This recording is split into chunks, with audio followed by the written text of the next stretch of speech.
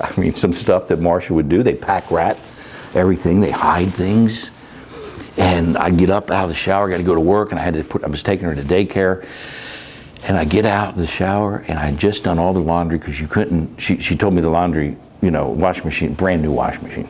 This thing doesn't work. She didn't have to do it, right? Almost blew the house up. We had a gas stove. She couldn't figure it out. And so I get out of the shower, I'm in a hurry. See, these are things you get mad because you're in a hurry, right? I had just done all the laundry. The underwear is in the drawer neatly. I'm butt naked. Here I am, drying off, got to get ready. I'm trying to, I open the drawer, no underwear. What? Where's the underwear? I'm looking, wait a minute. Am I going, I know I washed it. Okay, is it in the laundry room? No, it's not there.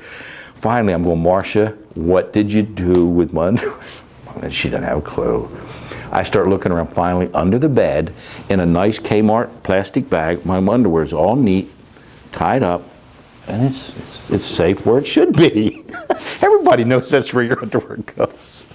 Anyway, and I tell you, Clark, I think back now as she's progressed, and sometimes it hurts me that I got mad. It hurts me that I got angry at her many times. You know, not physically abusive, but just verbally angry. She didn't know. She didn't have a clue. I didn't know how bad it really was. And so, you know, that's kind of up to then being diagnosed with it. And then, you know, her going out one day, I got a picture of my camera, my phone. I was in a hurry again to get to work. Usually I would dress, because I had to start dressing her. It confuses them. Anything they have to do, a lot of functions, even getting a shower, to turn things on. I found her one time, she liked baths. She was in steaming hot water. I went running in there, and some of these patients, they don't feel pain. The brain starts to block off pain. Others, they're very acute to it. Others aren't. Marsha, she's sitting and scalding. She didn't know how to do the dial. And she kept trying to turn it off and turn it to cold, and it was going hotter, and it was hot. And so I grabbed her and get her out. I mean, she's got little burns all over her. And so, you know, I realized then that, you know, she really didn't know. She didn't know what was going on. And you look back on those kind of things, and it breaks your heart. You know, getting ready again to go to, so I had to hurry up and get ready. And I usually would dress her. I'd put her shoes and time and everything. Well, something happened where I got busy doing something. Well, she changed her shoes, and she went to work with one penny loafer and one sneaker. And I just ran out the door with her, and I'm taking her, and I'm getting her out of the car to take her to my you know, daycare center. And I looked down, and I'm going, oh my gosh, she's got one sneaker and one. And then I thought about it a minute. I thought, nobody here is going to really care anyway. You know? But I got a little picture of it, you know. And she's just happy. She's just sitting there smiling with her two different shoes.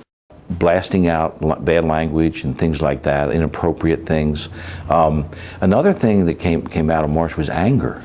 This anger thing. I mean, we'd be there with a friend, and all of a sudden Marsha would look at the friend, and woman would go, I'll just kill you right now, right here.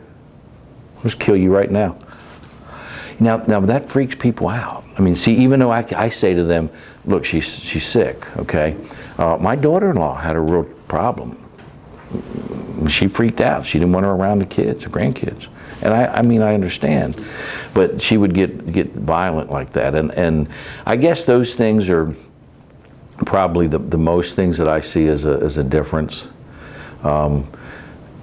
Any hallucination? Yes, that's another thing. That was another. In the very beginning stages, oh man, Marsha would wake up, there's spiders on me, she'd be screaming. Hallucinations, she would see angels. I'd get up and she'd be out there, and there'd be angels. She said, oh, I saw an angel was here tonight, visited me. Yeah, a lot of hallucinations and just paranoia. Another thing was paranoia. Looking out the window, they're here. They're look what they're doing out there. And you're going, what are you talking about? Everything's fine. You know, one time she got locked. I had to go run to work. I thought she would be safe. It's the very beginning. Again, I didn't realize it, how bad. And she looked out the window and she saw, I was away, but this is what the gentleman who found her, thank God, near the highway. He happened to be one of the workers at the complex we lived in, and he knew Marsha had this disease. And he saw her in his little golf cart. He was going around doing maintenance work or something. But she had some nice sheets all folded up. Marsha was very, very neat.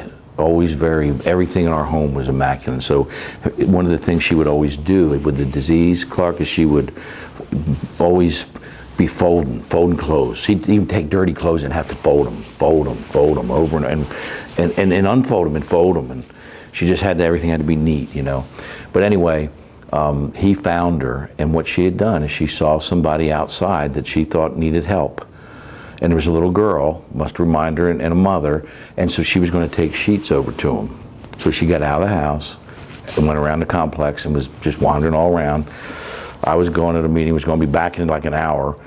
Thank God they found her. They called me from the office and said, "Hey, we got your wife here."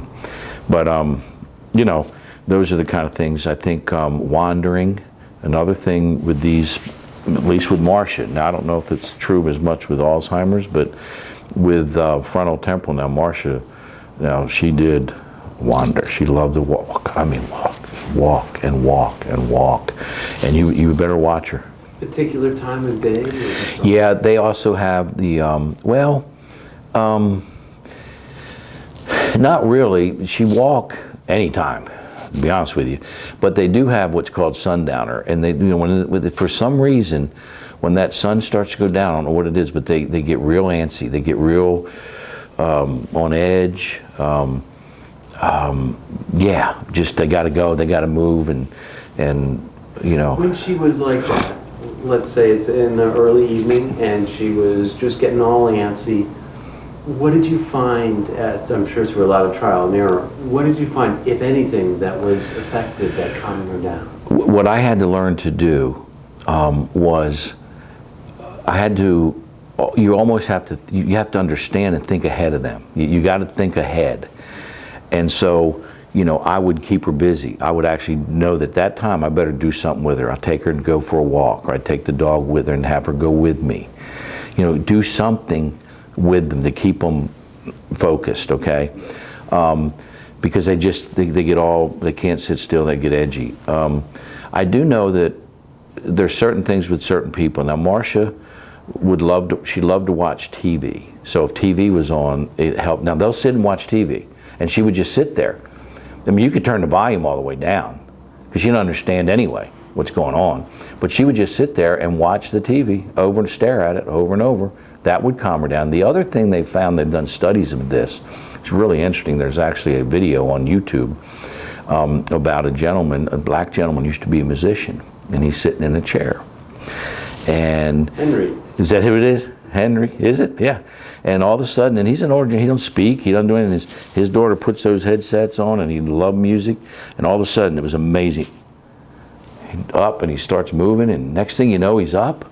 He's moving with the music. He even starts to, he can remember the words. It's amazing. Marsha loves music. You put music on, she'll start dancing. She'd love to dance. She'll dance. She'll start moving. It's part, I don't know what it is. But even now, I mean, I've got hospice in with Marsha now, and they give her music therapy. A musician or therapist comes in, and it really helps her. How about in the mornings? What was a typical morning like for you? Mornings, they were very tough getting her ready. I mean, because you have to do everything. Their mind can't comprehend what to do. Honey, put your bra on. Honey, put your underwear on. It's frustrating. They don't know. They don't know where to even start. So she'd just wander off, or you'd give her the bra to put on or whatever, and she just didn't understand what to do with it. Or you may get that on, and then she'd wander again. Same thing with getting a shower or anything like that. It's just too many things for them to remember. Turn the water on, got to get in the tub, I got to have a towel, I got to have soap. It's too much. So I had to do everything for her. So that's when I realized I had to, at the very beginning, I could lay things out and kind of point her, and she'd kind of do most, but it got less and less, and finally it got to where I had to dress her. And I had to, again, One of the things I would say that is the biggest thing, Clark, is, man, you've got to learn to have patience. You got to slow everything down. You got to think ahead of your schedule, where you got to go and what you got to do, and you got to understand it's going to take more time. You've got to do everything for them. So you've got to allot for that. And it changes your life.